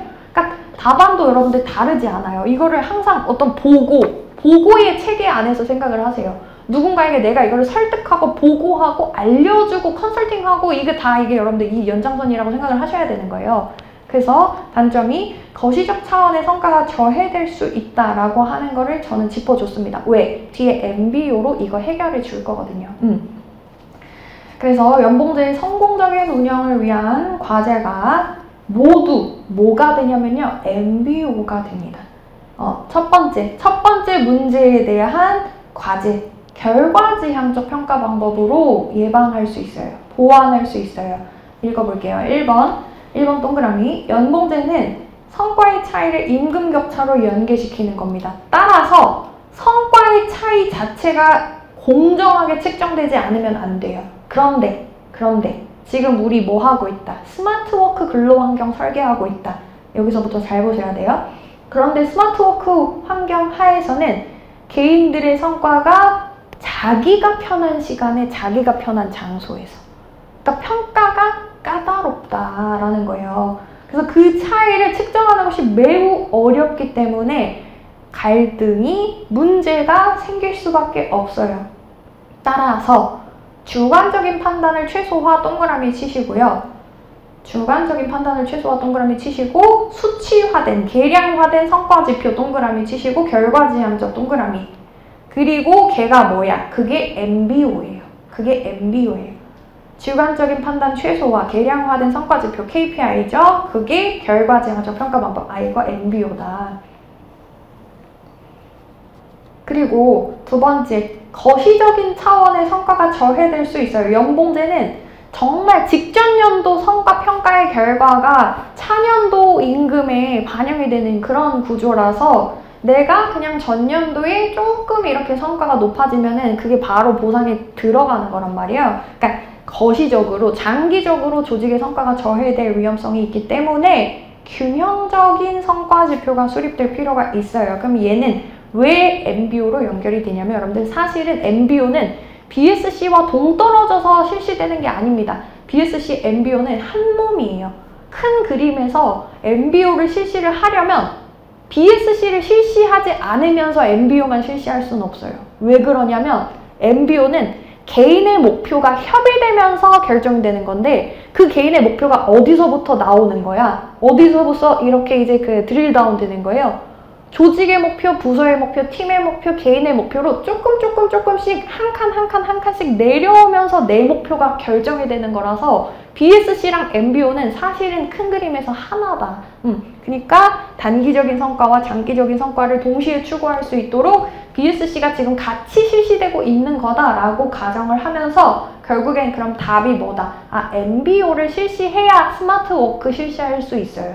그래서 여러분들 스마트 워크를 실시한다, 재택근무를 실시한다라고 하는 조직에서 연봉제와 MBO, KPI가 없이 연봉이라는 개념과 KPI 없이 스마트 워크, 재택근무를 실시하고 있는 기업은 단 하나도 없습니다, 여러분들. 단 하나도 없어요. 뭐 카카오, 현차, 텔레콤, 그러니까 재택근무라고 불리는 또는 여러 형태의 스마트 워크들이 또 있죠. 그런 기업들이 이런 어떤 제도를 같이 동반해서 사용하지 않으면 그 제도로 운영을 할 수가 없어요. 아시겠죠? 그래서 보상의 방식과 성과관리 방식이 같이 변해야 됩니다. 그게 이제 3번 이제 MBO로 넘어가는 거죠. 자, 그래서 이제 MBO의 개념 써주셨고 목표관리법의 필요성을 다시 한번 잡아줬어요. 여기서 한번 정리를 하는 거죠. 내가 지금 쓰고 있는 것이 MBO가 아니라 스마트워크 환경에서 연봉제와 함께 사용되는 MBO다. 이게 여러분들 항상 중요하죠. 이거를 따로 생각을 하면 다 맞아. 여러분들이 쓴 게 다 정답이에요. 근데 전체적으로 봤을 때 여러분의 답안이 무엇인가를 해결하고 있느냐, 해결을 못하고 있으면 그거는 답이 아니잖아요. 그쵸? 그래서 여기서는 내가 지금 스마트워크 환경을 조성하기 위해서 연봉제, MBO 이것들을 같이 염두에 두면서 문제를 해결하고 있다라고 하는 거를 이제 써줬습니다. 그래서 쭉 보시고 그리고 이제 목표관리법의 주요 과정과 스마트 성과 목표, 핵심 성과 지표에 대하여 설명하시오. 그래서 저는 이제 이거를 그냥 하나로 이렇게 묶어서 써줬어요. 그래서 주요 과정 안에서 스마트 목표가 무엇인지, KPI가 무엇인지를 썼습니다. 근데 여러분들 따로 각각 써주셔도 돼요. 그래서 저는 지금 이 문단은 여러분들 추천드립니다. 외우세요. 목표관리법의 주요 과정을 제가 풀어서 써놨거든요. 이거 외우세요. 목표관리법은 제가 생각하기에 특 A급이에요. 특 A급. 그래서 목표관리법의 과정 읽어볼게요. 핵심적인 것만 쭉쭉 한번 읽어볼게요.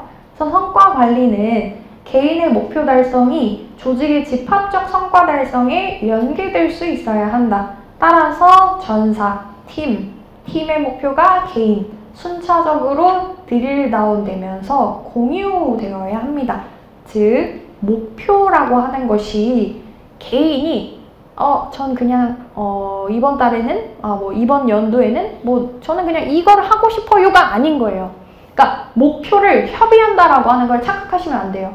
자기가 하고 싶은 목표를 하는 게 아니라 위에서부터 아래까지 약간씩 구체화된 목표를 자기의 의견을 반영해서 조정해 나가는 게 그게 MBO인 거죠.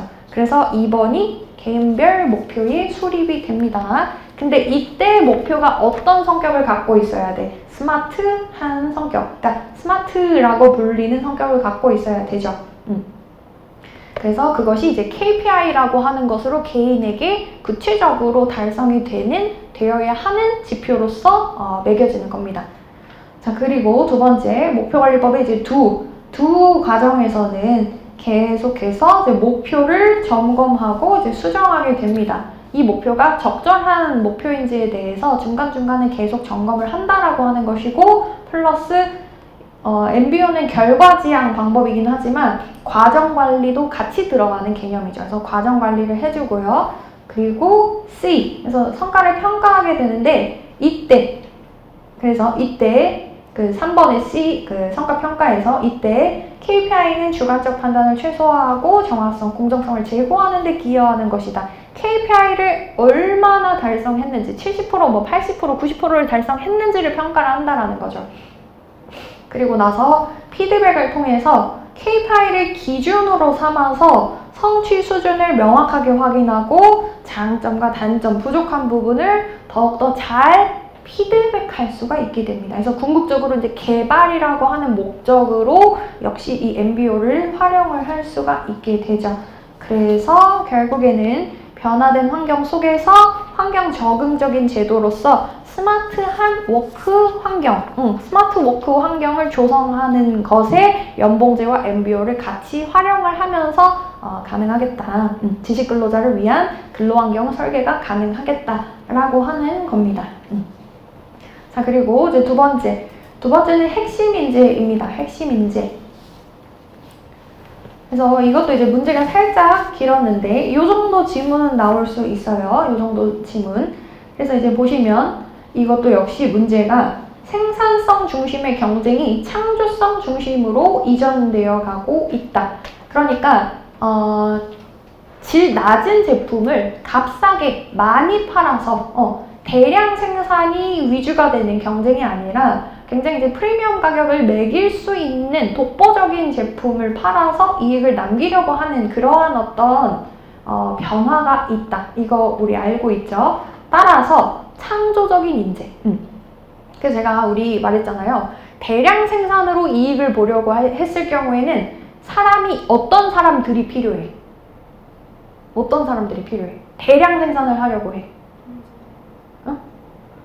그렇죠. 비슷한 사람들이 필요해. 왜? 협력을 해야 되기 때문이에요. 그냥 비슷비슷한 사람들이 같은 방식으로 우리 이렇게 일을 하자. 그러니까 모나지 않고 굉장히 튀지 않는 어떤 사람들이 인화를 통해서 같이 작업을 하면서 생산성이 높아진다라고 얘기를 하는 거예요. 그런데 창조성이라고 하는 거는 누군가가 그러니까 많은 사람들이 뭔가 이거는 아니다. 그러니까 많은 사람들이 뭔가 빠져있는 어떤 생각, 고정관념에서 굉장히 자유로워질 수 있어야 굉장히 창조적이 되는 거거든요. 그러니까 그런 경우에는 많은 사람들과 비슷한 사람이 아니라 굉장히 특이한 사람이 필요하겠죠. 그게 핵심 인재가 필요한 이유라는 거예요. 근데 그 핵심 인재는 어떻게 관리돼야 돼? 그러니까 당연히 차별적으로 관리되어야 되는 거죠. 그래서 창조적 우수 인재를 위한 별도의 관리 체계로서 핵심 인재 관리 시스템이 도입, 운영되었어. 이게 근데 승계계획이라는 이름으로 불린다라는 거예요. 그래서 이 문제를 풀어볼게요. 자, 그래서 먼저 핵심 인재의 개념과 중요성을 설명을 해달라고 했습니다. 그래서 핵심 인재의 개념, 제가 아직 안 보긴 했지만 여러분들이 이슈 페이퍼를, 이슈 파트를 지금 준비를 제대로 안 했다면 핵심 인재를 역량이 있는 사람, 성과를 낼 수 있는 사람, 그렇게 이제 여러분들이 좀 막연하게 또 정의를 내리셨을 텐데 핵심 인재를, 그러니까 특유성과 전략적 가치를 가지고 있는 두 가지의 어떤 특성을 가지고 있는 인적 자원으로 정의를 내리세요. 그렇게 되면은 뭐가 되게 이득이 되냐면 핵심 인재를 너무 개발해야 되는 이유가 되게 너무 당연해져. 그러니까 이게 무슨 얘기냐? 핵심 인재가 고성과자다라고 얘기를 해버리면요.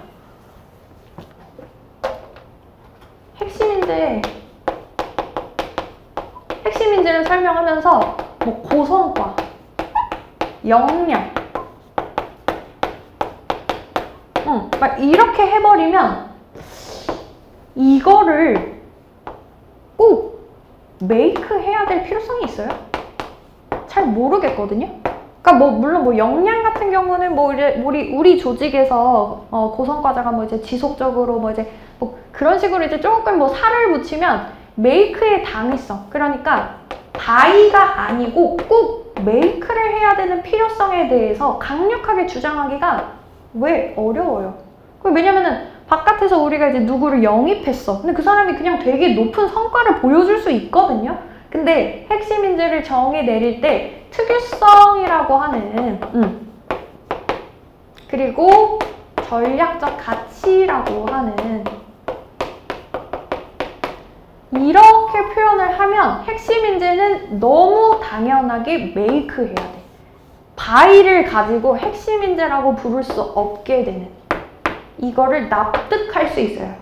오케이, 할 수 있게 돼. 왜? 특유성이라고 하는 우리 조직에서 형성되는 거예요. 우리 조직에서. 그리고 전략적 가치는 고용의 인센티브를 가져다 주는 거예요. 이게 무슨 얘기야? 핵심인재한테 우리가 차별적인 관리를 하려고 할 때 돈을 많이 들여요. 그런데 그 핵심인재는 우리가 투입한 자원보다 훨씬 더 많은 효용을 가져다 주는 것이 전략적 가치잖아요. 그러니까 이 사람이 우리 조직에서 떠나지 않도록 그리고 장기적으로 우리 조직에게 기여할 수 있는 상태로 만들도록 개발을 해야 되는, 바이가 아닌 개발을 해야 되는 필요성이 굉장히 이제 납득이 되는 거죠. 그래서 핵심인재는 이런 특징을 꼭 갖고 있어야만 합니다. 그래서 핵심인재가 중요한 이유는 특유성 측면에서 우리 기업에서만 공유되고 적용될 수 있는 걸 보유하고 있어요. 그러니까 쉽게 말하면 암묵지를 가지고 있는 사람이에요. 우리 조직의 문화, 우리 조직의 어떤 이제 그 특이한 어떤 기술 같은, 특유한 기술 같은 것들, 사회적 복잡성. 그리고 두 번째로는 전략적 가치를 가지고 있어서 잠재력이 있는 사람이라서 중요합니다.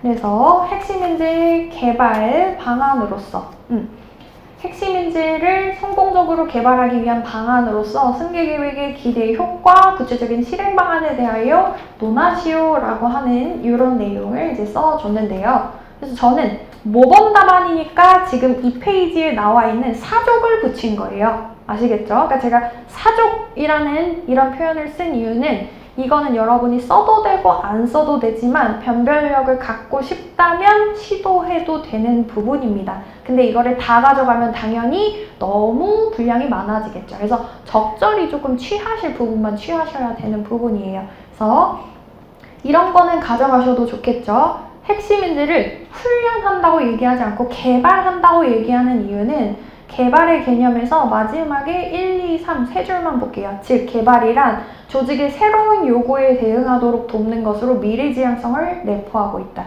즉 개발이라고 했을 때에는 우리가 그가 기계적으로, 기술적으로 당연히 가져야 하는 어떤 것들을 훈련시키는 것이 아니라 앞으로 이 사람에게 어떠한 요구가 닥칠지 막연하지만 그러한 어떤 막연한 요구에도 대응할 수 있는 수준으로 이 사람을 변화시키는 것이 이제 목표다라고 하는 것이죠.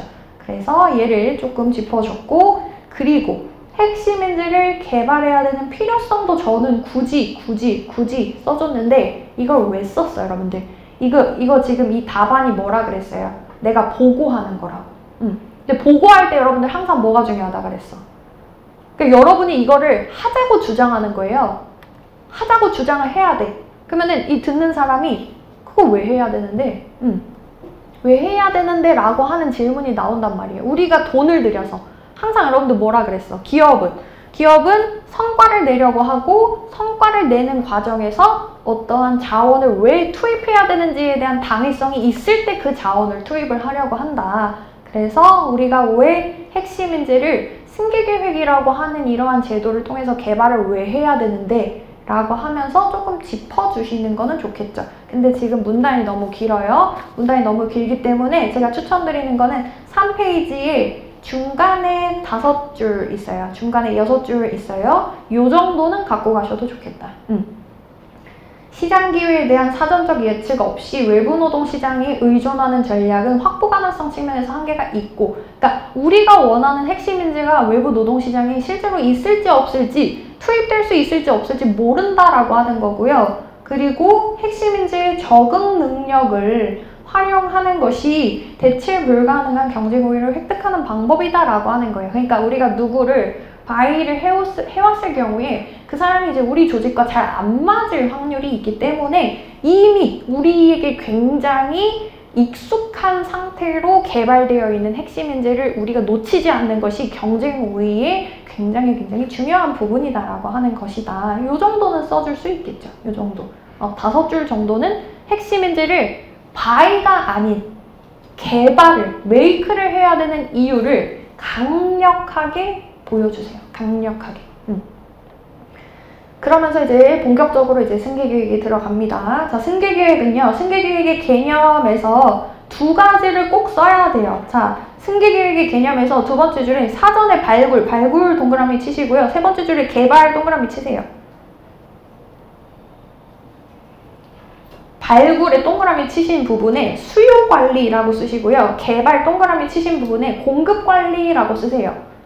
즉 승계 계획은요, 여러분들 두 가지의 영역이 합쳐져 있어요. 그 무슨 얘기냐? 확보하는 부분과 개발하는 부분이 합쳐져 있어. 그래서 수요 관리다라고 했을 때에는 우리 조직에 있는 모든 포지션에 다 후계자가 있어야 되는 게 아니거든요. 꼭 필요한 포지션을 걸러내는 거예요. 어떤 포지션을 승계 계획을 실시할 대상 포지션으로 삼을지, 그리고 그 포지션에 지금 누군가 위치해 있을 거 아니야. 그럼 그 사람의 자격 요건을 분석하는 거예요. 그러면은 그 사람의 자격 요건이 기준이 돼서 후계자에 대한 프로필을 만드는 거야. 어떤 사람이 이 자리에 와야 된다라고 하는 걸 만들어. 그리고 그걸 가지고 우리 조직 내부에서 비슷한 사람이 있는지. 그러니까 이 사람이 뭔가 뭐 우리 현재 어떤 이제 우리가 이제 승계 계획을 실시할 포지션의 뭐 대상자가 이 사람이 뭐 외국에서 MBA를 했어. 뭐 이제 뭐 박사야. 그러면 이제 뭐 비슷한 사람 이렇게 이제 찾아보다가 석사가 있어. 학사는 아니고 석사야. 근데 석사 이 사람들 뭐 대학원만 한 번 더 보내주면 비슷해질 거 아니야. 그러면 이런 방식으로 누가 이 포지션에 위치되면 배치되면 가장 적합할까라고 하는 사람들을 이제 물색하는 거예요. 그 다음에 개발을 시키는 겁니다. 이 자격 요건에 맞춰서 개발을 실제로 시키는 부분이 있는 거예요. 그래서 제가 아까 전에 이 승계 계획은 상위 개념이 확보 관리로 쓸지 개발 관리로 쓸지 여러분들 조금 헷갈릴 수 있다라고 말씀드렸던 이유가 확보 관리라고 하는, 그러니까 내부 모집의 방법이랑 플러스 글을 개발하는 방법으로 함께 실시되는 거예요. 그래서 모집하는 부분과 개발하는 부분이 합쳐져 있다.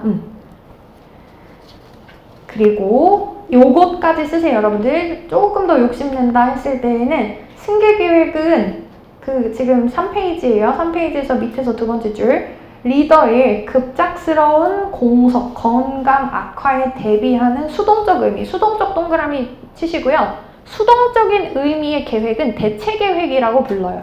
대체 계획은 뭐냐면 이 사람이 만약에 사망했을 경우에 그 사람을 대신할 수 있는 2순위, 3순위의 사람들을 이미 그냥 결정을 해두는 거거든요. 그럼 첫 번째 사람이 죽었어. 그럼 그 사람, 두 번째 사람을 거기다가 대체하는 게 대체 계획이에요. 그러니까 아무것도 뭘 다른 걸 안 해주는 거예요. 그냥 정해두는 거예요. 그런 드라마 있더라고요, 여러분들. 그래서 뭐 지정생존자. 그래서 뭐 대통령이 죽으면 그 다음에 누가 그 대통령을 이제 뭐 대신할 수 있는지, 이런 것들이 그런 건 이제 대체 계획인 거죠. 그리고 넘어서 그런 이제 수동적인 의미를 넘어서 핵심적인 리더십의 연속성, 이 키워드는 조금 가져갈게요. 승계 계획을 여러분이 표현을 할 때 핵심적인 리더십의 연속성, 이게 왜 필요하냐? 전략적인 경영을 하려고 할 때 리더십의 연속성이 없으면 전략이 깨져버려요, 여러분들. 그래서 핵심적인 리더십의 연속성을 유지하고 선제적으로 대응하기 위해서. 그러니까 이 지금 현재 포지션이 가지고 있는 어떤 퍼포먼스를 계속적으로 안정적으로 유지하기 위해서 그 사람이 어떤 상황에 처하더라도 비슷한 수준의 퍼포먼스를 낼 수 있는 사람이 계속적으로 같은 수준으로 개발될 수 있도록 우리가 접근하는 것이 그게 이제 승계 계획이다라고 하는 겁니다. 그래서 승계 계획의 기대 효과는 개발, 배치, 전략적 경영 가능합니다. 그리고 구체적 실행 방안은 수요 관리, 공급 관리 나눠져 있고요. 수요 관리는 어떤 포지션을 대상으로 그리고 그 포지션에 요구되는 요건을 정의 내리는 과정이고요. 공급 관리는 누구를 어떻게 개발시킬까에 대한 내용이라서 대체도 평가센터법 같은 것들이 실질적으로 사용될 수 있습니다. 자, 그리고 이제 산문 보시면 산문은 이제 박경규 교수님 이제 신인사 관리 체계에 있었다라고 말씀드렸죠. 그래서 얘는 직무 과정 설계예요. 직무 과정 설계. 그래서 첫 번째 목차 보시면 직무 과정 설계는 직무와 직무 간의 연계에 대한 설계예요. 직무 구조 설계. 그러니까 우리가 직무 전문화, 확대화 이 부분에서 봤던 거는 이제 구조 설계. 하나의 직무의 내용과 수행 방법이 초점이 되는 것이 이제 직무 구조 설계인데 과정 설계도 역시 중요하다라고 하는 것이죠. 그래서 직무 과정 설계가 이제 비즈니스 리엔지니어링이고, 그럼 이제 비즈니스 리엔지니어링의 개념 여러분들 쭉 보시고 이때 프로세스를 리엔지니어링 합니다 라고 하면서 덧붙여 주세요. 그러니까 왜 우리 책에는 이제 비즈니스 프로세스 리엔지니어링이라고 되어 있는데 문제는 지금 비즈니스 리엔지니어링이잖아요. 그러니까 박경규 교수님 책에는 비즈니스 리엔지니어링이라고만 나와 있습니다. 그런데 플러스 리엔지니어링의 대상이 무엇이냐라고 했을 때에는 프로세스다 라고 정의를 내리고 있어요. 그래서 이런 식으로도 쓸 수 있어요. 그래서 비즈니스 리엔지니어링이란 기존 절차에 대한 기본적인 가정을 의심하고 완전히 다른 변혁을 근본부터 개선하는 것을 의미합니다. 자, 그리고 리엔지니어링에 그래서 실행 절차가 있는데요. 실행 절차를 제가 엄청 길고 자세하게, 일부러 엄청 길고 자세하게 써놨거든요. 왜냐면 우리 책에 이제 BPR에 이제 실행 절차가 있긴 있어요. 그리고 박경규 교수님 책에도 실행 절차가 있긴 있거든요. 근데 너무 짧아요. 그래서 너무 짧아서 여러분이 아마 제대로 이해를 못했을 거예요. 제대로 이해를 못했을 건데 풀어서 설명을 해놨거든요. 다른 자료들이랑 이런 거를 합쳐서. 그래서 한번 읽어볼게요. 그래서 이 부분은 여러분들 한번 다시 써보세요. 실행 절차는 써보시고요. 이렇게 길게는 말고 조금 축약해서 외우세요. 지역적인 암기해야 되는 부분이니까 이거는 외우시는데 줄여서 외우세요. 자, 첫 번째 뭐 해야 되냐면요. 대상 프로세스를 선정해야 됩니다. 대상 프로세스를 선정을 해야 되는데 이때 이 프로세스라고 하는 것을 우리가 왜 리엔지니어링 해야 된다라고 얘기를 했냐면 동그라미 1번 기존의 구조가 기능이라고 하는 것으로 묶여 있어서 그렇습니다. 기능은 과업의 유사성에 의해 묶인 구조를 의미해요. 그래서 따라서 핵심 프로세스들이 자기 완결성을 갖지 못하고 기능을 횡단하는 형태로 존재한다. 개별 직무 수행 그 자체에 초점이 맞춰지기 때문에 전체적인 관점에서 고객에게 가치를 창출할 수 있는 결과를 도출하기 어렵다라고 되어 있는데 이거를 이해할 수 있는 자료가 BPR이라고 하는 자료 있죠. 제가 넣어드린 자료 있습니다. BPR 자료에서 제일 마지막 페이지. 그래서 제가 사례로 들었던 것들이 보험회사의 사례였죠. 보험회사의 사례. 그래서 오늘 이제 BPR 자료 보시면 마지막 페이지 보시면 보험금 청구 프로세스 있어요. 그러면 이게 이제 기존의 기능이라고 하는 구조로 묶여있는 워크플로우였던 거죠. 그래서 고객이 사고를 신고를 하고 정보 전달하고 접수하고 전달하고 그러니까 접수하고 전달하고 접수하고 전달하고 접수하고 전달하고 이 과정에서 고객이 너무 느려. 서비스가 너무 지연되는 거예요. 그러면은 결국에는 얘를 어떻게 합쳐주는 게 좋아? 빠르게 보험금을 수령할 수 있게 쉽고 간단하게 보험금을 수령할 수 있도록 프로세스를 묶어버리는 거죠. 중간에 불필요한 것들 삭제하고 묶어버리는 겁니다. 이렇게 묶어서 뭘 만들어줘? 첫 번째 페이지 보시면 그냥 하나의 팀으로 만들어주는 거예요. 하나의 팀으로. 그래서 첫 번째 페이지 보시면 그 CEO 밑에 그래서 보험회사 부서, 그러니까 그 보험금 수령 부서, 뭐 보험 가입 부서 이런 어떤 부서들이 나눠져 있었다면 그것들이 특정 지역의 특정 고객에게 보험금을 수령하게 만들어주는 프로세스로 묶여있는 하나의 팀이 되는 겁니다. 그게 프로세스인 거죠. 그래서 다시 모범 답안으로 돌아오셔서 즉 고객이 만족할 수 있도록 프로세스를 만들어주는 게 비즈니스 프로세스 리엔지니어링이었어요. 그래서 동그라미 두 번째. 즉, 리엔지니어링은 고객에게 가치를 제공하는 데 반드시 필요한 핵심 프로세스를 파악하는 것에서부터 시작한다라는 거예요. 회사 업무를 몇 가지의 쪼개어진 과업으로 보는 것과 고객 관점에서 프로세스로 보는 것은 완전히 다른 개념입니다. 따라서 여러 프로세스들 중에서 우선순위를 평가해서 프로세스를 먼저 선택해야 돼요. 근데 이때 선택을 하려고 할 때 과업들이 여러 부서에 산재되어 있고, 그러니까 프로세스를 구성하는 과업들이 아까 우리 보험회사 사례처럼 접수하고 전달하고 접수하고 전달하고 수령하고 확인하고 이러한 과업들이 여러 부서에 산재되어 있고 각 부서를 거쳐 업무가 처리될 때 불필요하게 낭비되는 시간. 이거를 먼저 개혁하자, 변혁하자라고 하는 거예요. 그리고 두 번째, 대상 프로세스를 조금 더 본격적으로 조사하고 분석합니다.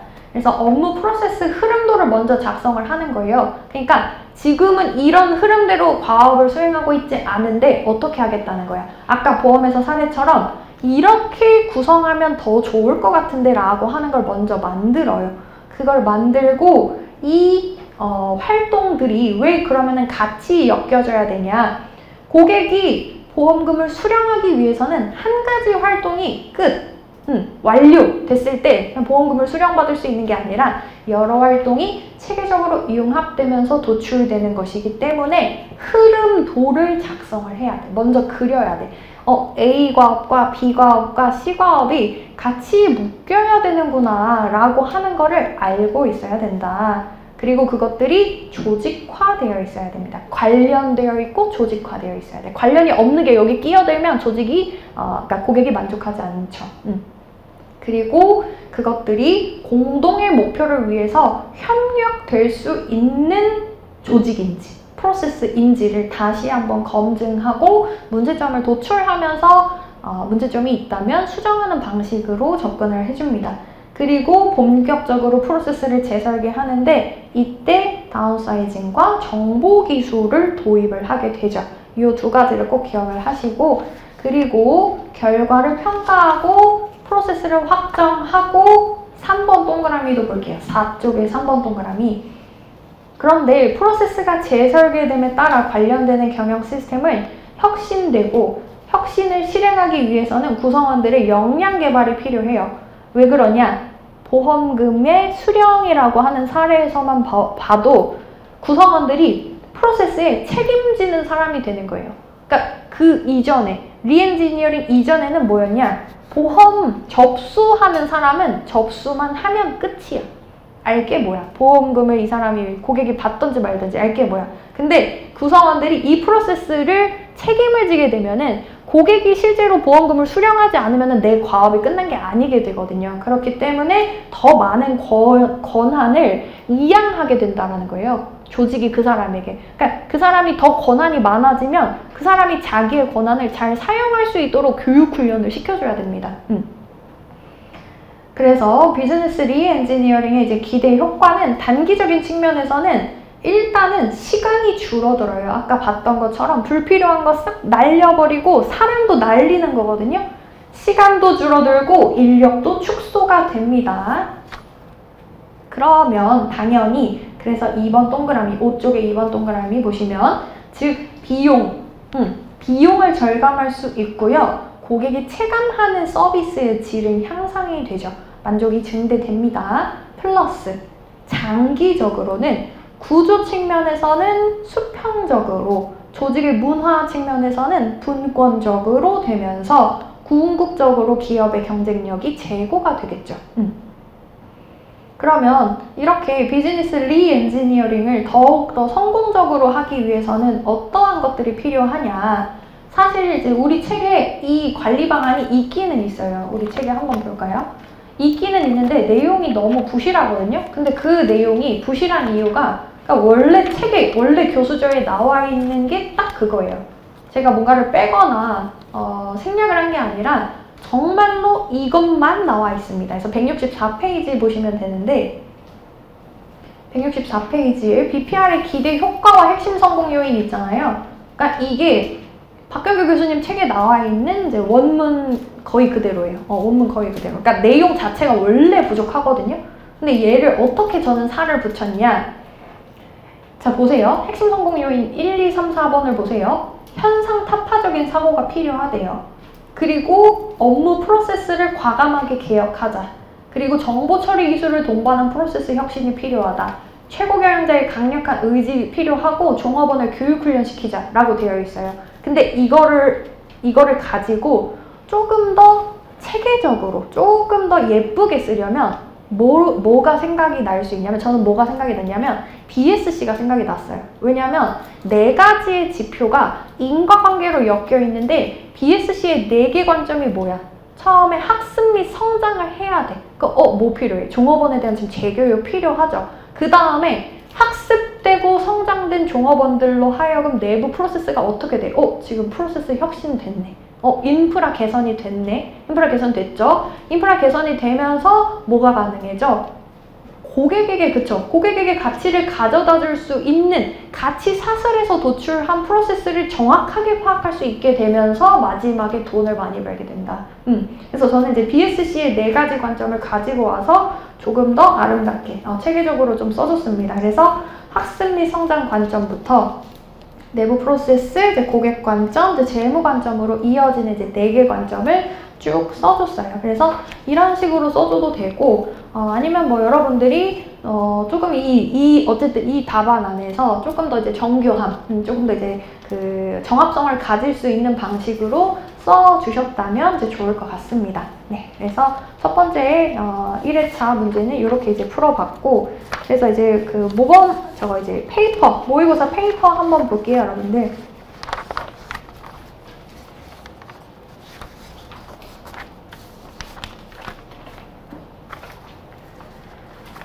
모의고사 페이퍼 보면은, 그리고 또 스마트 워크 자료라고 해서, 그러니까 스마트 워킹 뭐 팬데믹 전후의 대한민국 사례라고 해서, 이건 이제 작년에 그 노무사 회에서 심포지엄이 있었는데, 그때 이제 그 노무사 회장, 그러니까 지금 이제 전 회장님이긴 한데 회장님이 이제 발표를 하셨던 부분이 이제 스마트 워크이고요.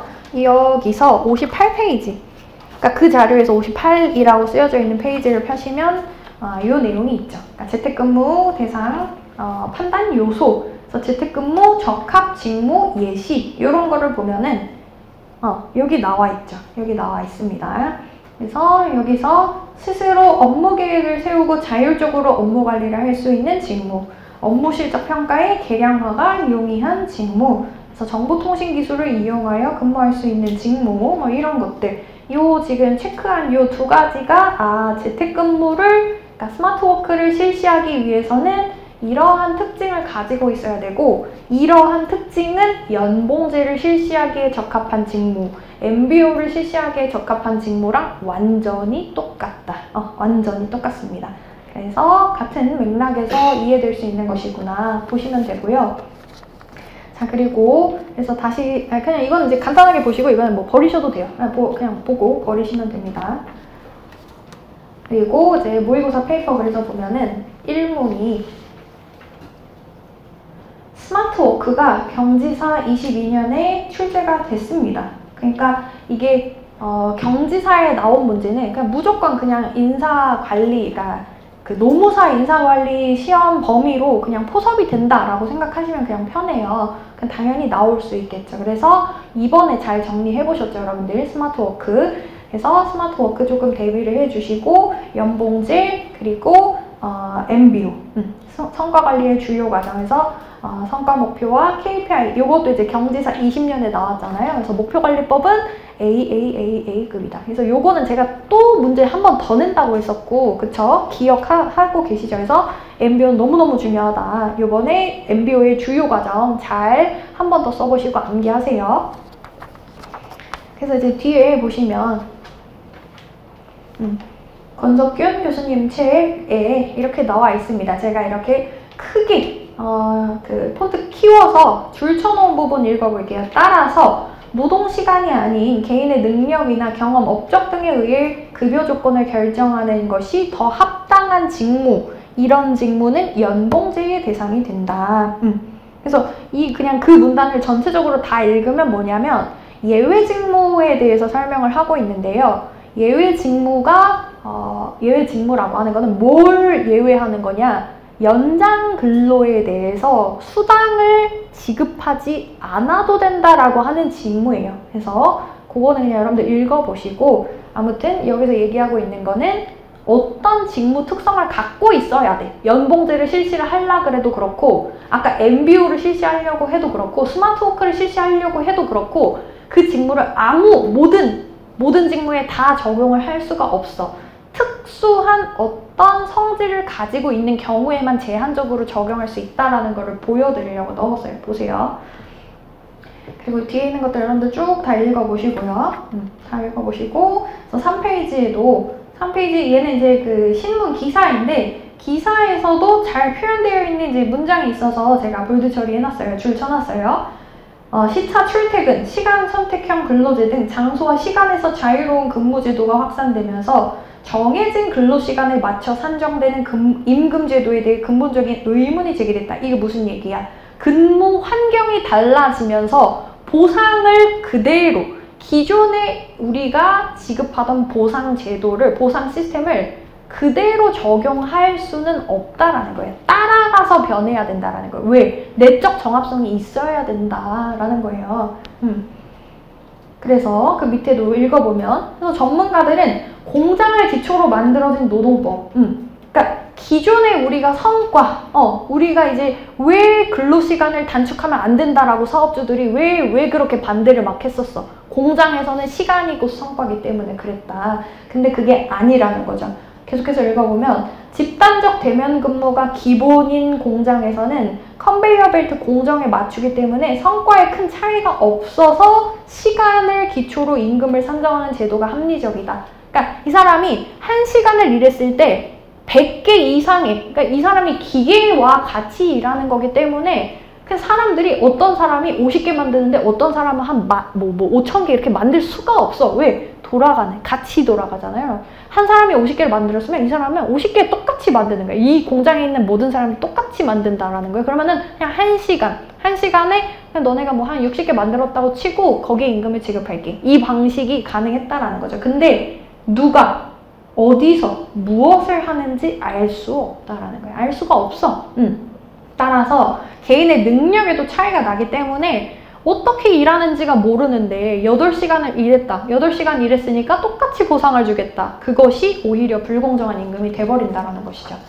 그래서 읽어보시고 뒤에 있는 내용들, 이제 3인공자에 나와 있는 내용도 쭉 읽어보시고 마지막에 4페이지에 있는 3줄만 읽어볼게요. 그래서 효율적으로 짧게 일하는데 오히려 보상해야 하고, 이거는 곧 뭘 의미하냐? 시간이 아니고 산출에 보상하도록 임금을 바꿔야 된다라고 하는 것입니다. 그리고 이때에는 당연히 평가하는 방법도 바뀌어야 된다라고 하는 것이고요. 왜냐하면 산출에 임금이 연계되는데 산출하는 부분에 대해서 정확한 측정이 안 되면 안 되기 때문에, 아시겠죠? 그리고 뒤에 승계계획 여러분들 쭉 읽어보시고, 승계계획은 대체계획과 다르다. 대체계획은 일시적 위기를 벗어나고자 하는 대응적 성격이 짙다. 그러니까 그 포지션에 누구라도 없으면 안 되기 때문에 그냥 기계적으로 이 사람 죽으면 밑에 사람, 이 사람도 없어지면 그 밑에 사람. 그러니까 순위를 매겨서 그냥 누군가 기계적으로 이 포지션에 대체될 수 있도록 만드는 것이 이제 대체계획일 뿐이다. 자, 그리고 뒤에 6페이지 그래서 보시면 승계관리 프로세스는 이제 승계 수요 관리와 공급 관리로 나눠지는데, 그것은 다시 포지션을 선정하고 포지션을 정의하고 후보군을 선발하고 그를 실제로 개발시키는 방법으로 이렇게 나눠져 있습니다. 그래서 쭉 보시고요. 그리고 7페이지도 보시면 그 박경규 교수님 책에 나와 있는 프로세스 리디자인의 절차가 정말로 이렇게 되어 있습니다. 이 내용이 너무 적어요. 너무 적고 그 뒤에 있는 이제 내용들을 그냥 책에 있는 걸 그대로 적은 건데 내용 너무 적죠. 그래서 그거를 제가 풀어서 내용을 더 많이 살을 붙여서 오늘 써드린 거니까 여러분들이 조금 취사 선택하셔서 양은 줄이는데 외우긴 하세요. 왜냐면 바이오 데이터 개발 절차도 책에 내용이 별로 없었거든요. 되게 조금밖에 없었는데 그게 이제 문제로 출제가 됐으니까 살을 조금 붙여서 우리가 대비를 해두자. 자, 그리고 이제 뒤에 이제 참조에서 BPR의 필요성 있는데요. BPR의 필요성 이 부분은 여러분들 한번 밑에다가 써보세요. 뭘 써봐야 되냐면 과거와 현대가 나눠지거든요.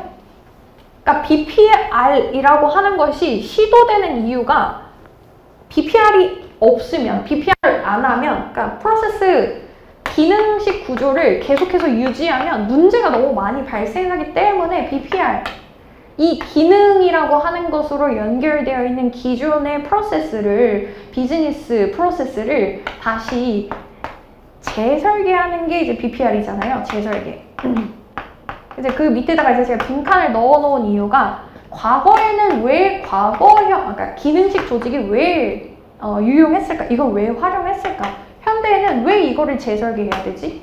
이거를 그대로 유지하면 안 될까? 라고 하는 부분에 대해서 제가 나눠서 서술을 해놨는데 요거는 그럼 제가 다음 주에 한번 드려볼게요. 그래서 저는 이제 이런 식으로 좀 이제 간단하게 좀 이유를 써봤어요. 왜 이렇게 될까? 왜 BPR이 필요할까? 그러니까 왜 기능식 구조는 왜 문제가 있을까? 라고 하는 부분에 대해서 이유를 이렇게 써봤는데 그래서 오늘 제가 드렸던 이제 BPR 자료 조금 참조하시고 모범 답안 참조하시고 책 참조하셔서 이유를 한 번씩 써보시고 다음 주에 제가 정답을 이제 조금 알려드리도록 할게요. 네, 그래서 여러분들 진짜 이게 진짜 3기는 문제를 이제 설명하고 이제 뭐 피드백하고 그러다가 이제 진짜 시간이 다 가버리거든요. 그래서 마지막으로 이제 고난이도 문제는 여러분들 정말 간단하게 보시고 넘어가시면 되고요. 그래서 5페이지 보시면 그러니까 문제가 뭐 예를 들어서 재택근무를 실시할 경우에 화개평 보유위에서 발생할 수 있는 문제점과 그에 대한 대응 방안을 한번 써봐라. 뭐 예를 들면 이렇게 문제가 나올 경우에 나 안 배웠는데? 나 재택근무 안 배웠는데가 아니라 배웠다. 다 배웠다. 왜 배웠다라고 얘기를 하냐면 여기 써있어요. 제가 간단하게 써놓고 빈칸 넣어놨거든요.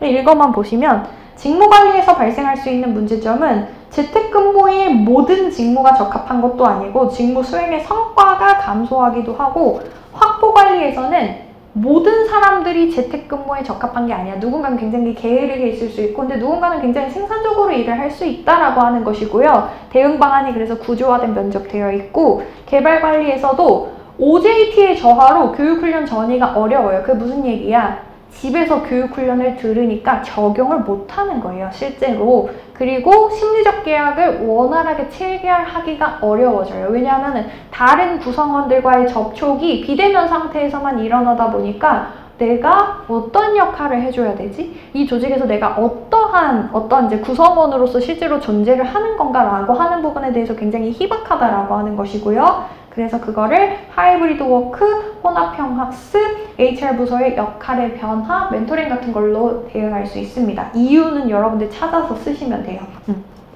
그래서 성과관리 측면에서도 문제 있고요. 그리고 8페이지에서도 보시면 스마트워크와 같은 이제 기술의 변화가 사회적 자본이라고 불리는, 그러니까 쉽게 말하면 소속감이고 유대관계예요. 거기에 의미, 거기에 영향을 미치는 부분을 그냥 생각만 해보세요. 이거는 뭐 디테일하게 이렇게 뭐 외우지 마시고 그냥 보고 버리세요. 근데 이제 이렇게 얘기하면 여러분들이 버리라는 거야, 보라는 거야, 생각하라는 거야.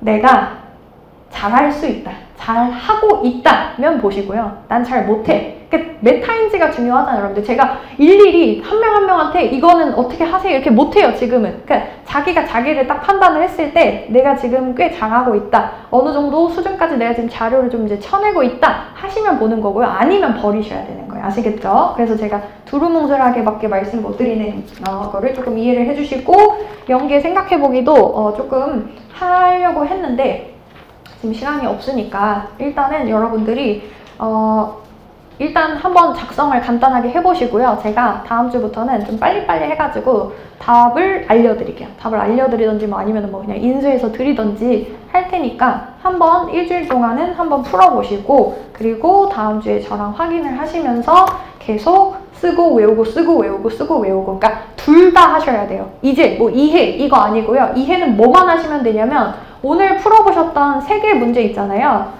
문제에 대한 플로우만 이해를 하세요. 아, 이런 흐름으로 이게 문제가 풀렸지, 뭐를 내가 기억을 하고 있어야 됐었지, 이런 것들만 기억하고 이해하시면 되고, 지금은 일단은 이해보다는 암기하고 쓰고 이게 되어야 됩니다. 여러분들 아시겠죠? 네, 그래서 첫 번째 시간 너무 고생 많으셨고, 네, 다음 주에도 뵙도록 하겠습니다. 네, 감사합니다.